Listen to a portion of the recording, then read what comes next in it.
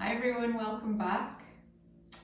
So today we're going to do some yoga for runners, and we're going to do a post-run workout. Running was one of the reasons I discovered yoga. How many other people come across yoga, often through injury. But if we can actually use some of these postures and stretches pre and post run, they can actually prevent us from injury rather than cure. So it's always a good idea, however little time you've got, to just do a little bit of stretching afterwards. The major muscles in the body, especially the hamstrings, kind of tighten up and shorten with running.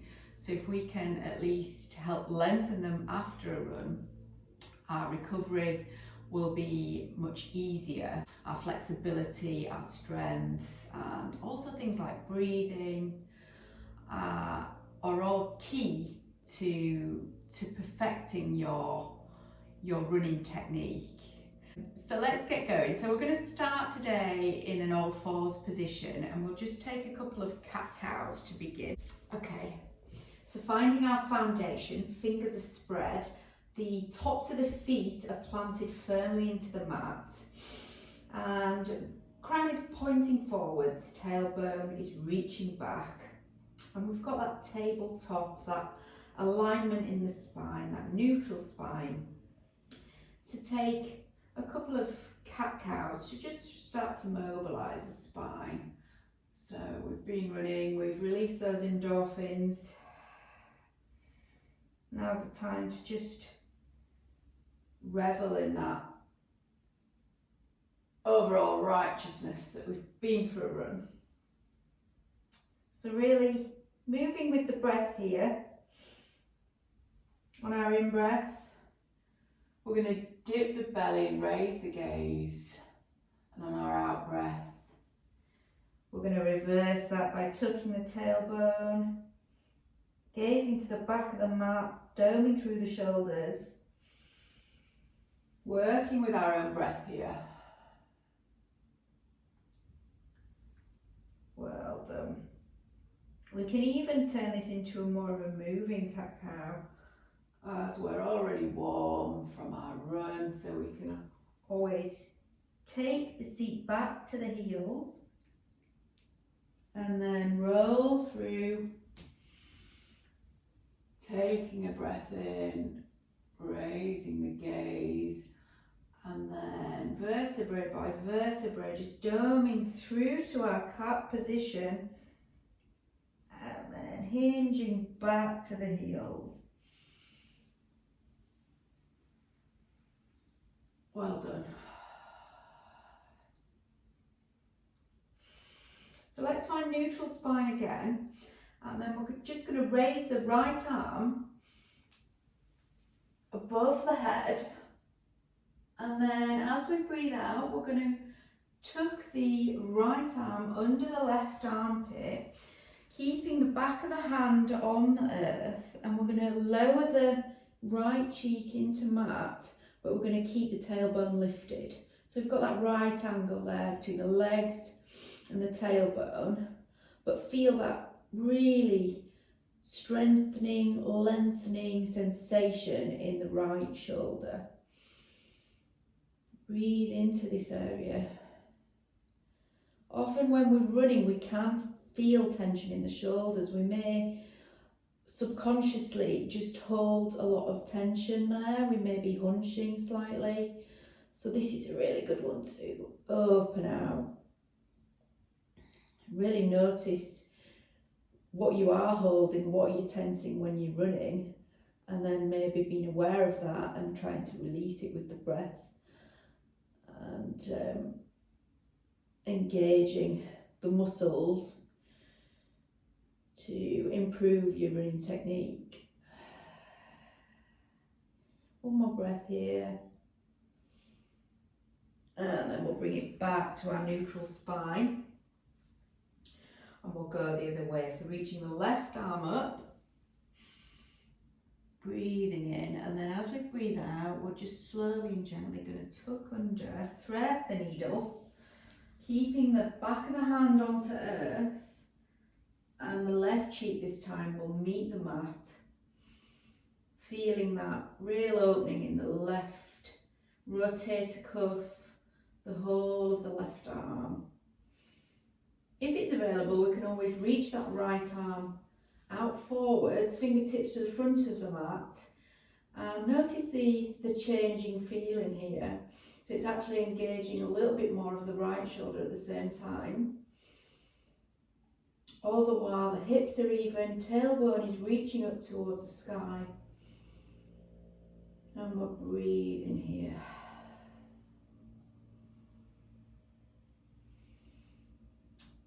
Okay, on the tail of the next out breath, let's first of all, if the right arm isn't reaching out, we'll bring it into a right angle at the side of the face, and then we'll use pushing our way into that right palm and releasing the left arm and meeting next to the right, back into our neutral spine. Well done. So from here we're going to take runner's lunge. So we'll go with the right leg first.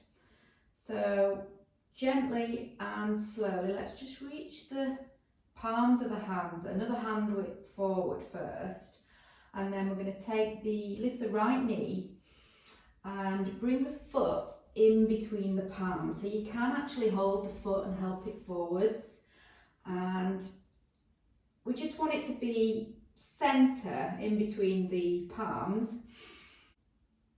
Come on to fingertips, and we're going to lift the chest, smile the collarbone forwards, real heart opening position, but we can feel that in the right hip,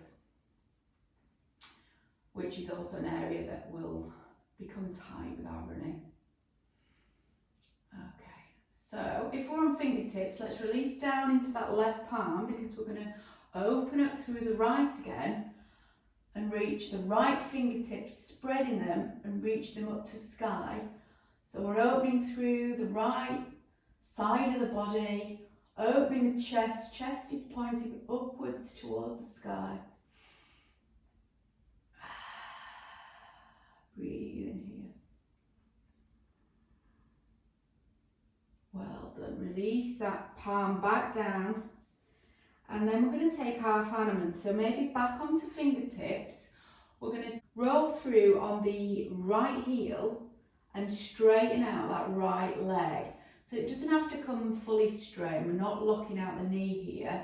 Gaze is still forwards, but we're really feeling that stretch in the right hammy here. That's really good for me. I tend to have really tight hamstrings as a runner.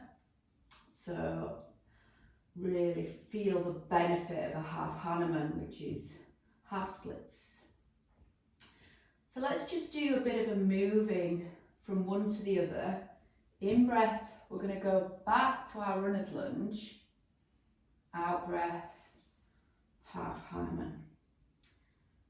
Let's do a couple more times. Well done.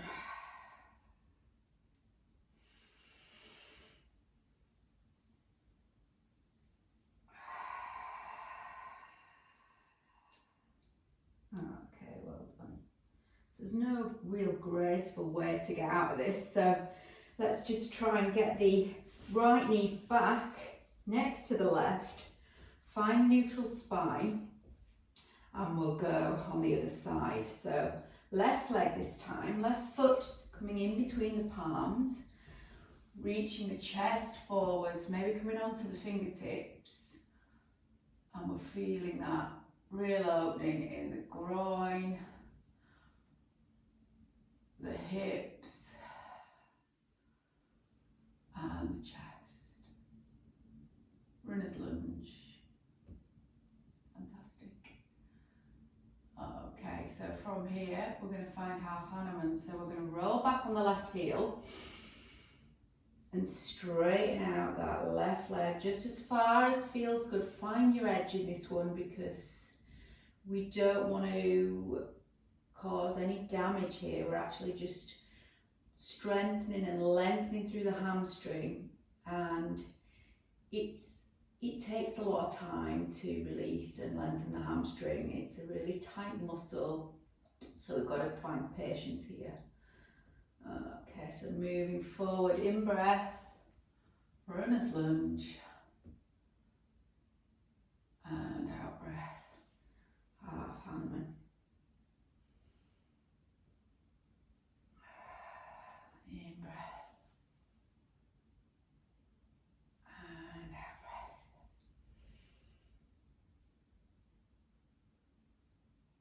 In breath, and out breath.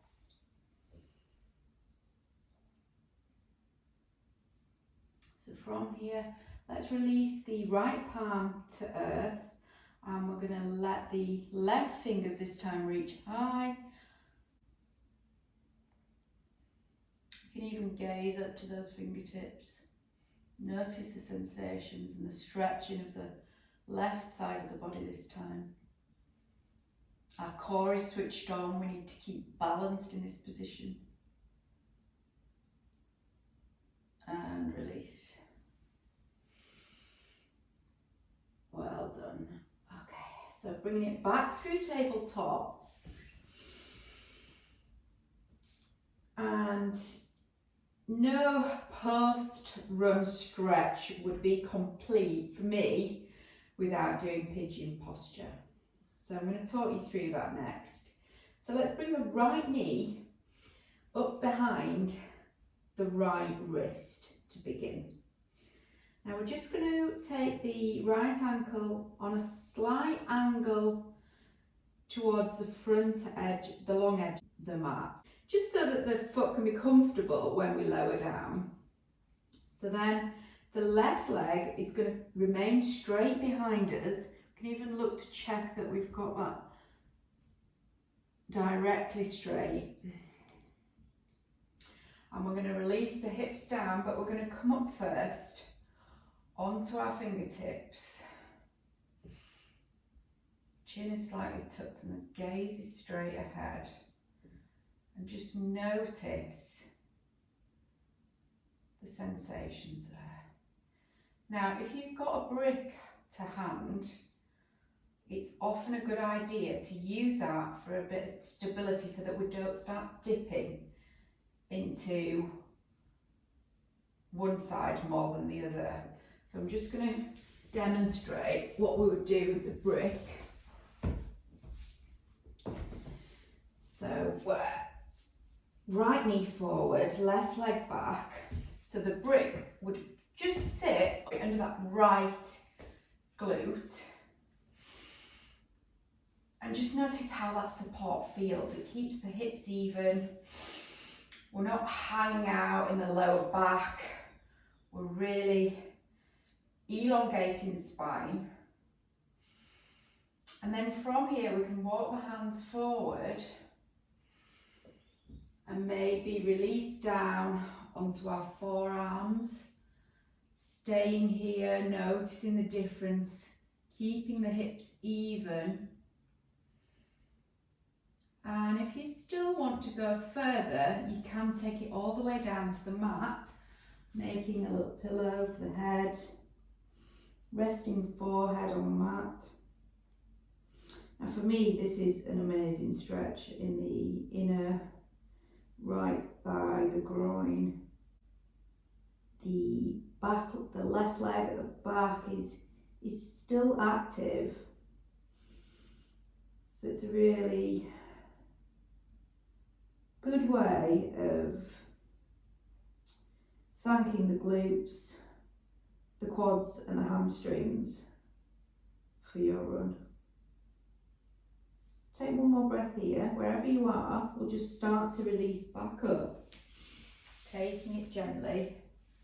Releasing the block if you've used one. And then we're going to find tabletop. Well done. So let's take it onto the left side this time. So left knee behind wrist.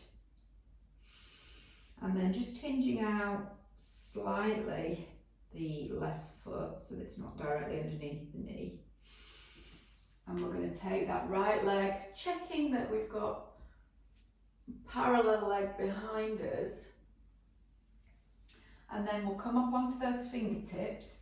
If you want to use the block, we can just slot that under the left glute this time. Notice that evenness that support gives us. Pigeon posture.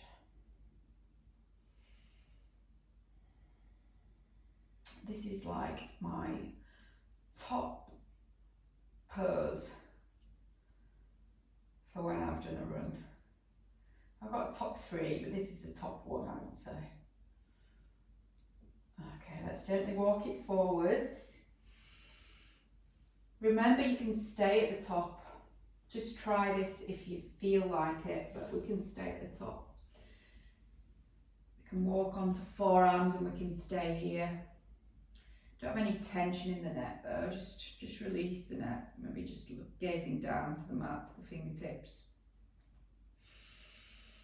No tension in the lower back. So you can let the abs go in this one. You don't need to be tensing in the abs, but just make sure that the right leg is still switched on here. So if you want to come with me, we can take it all the way down, forehead to the mat.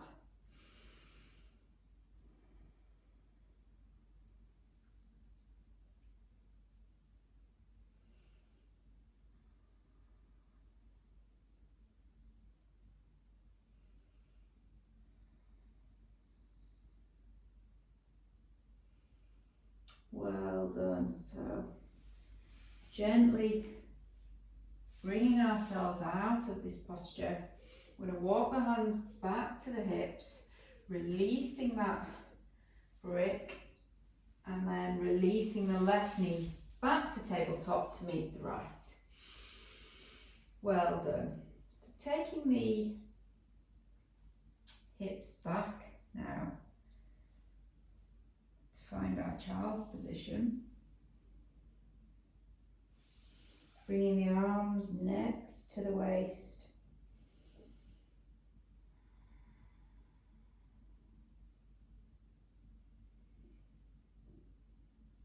Thanking our bodies.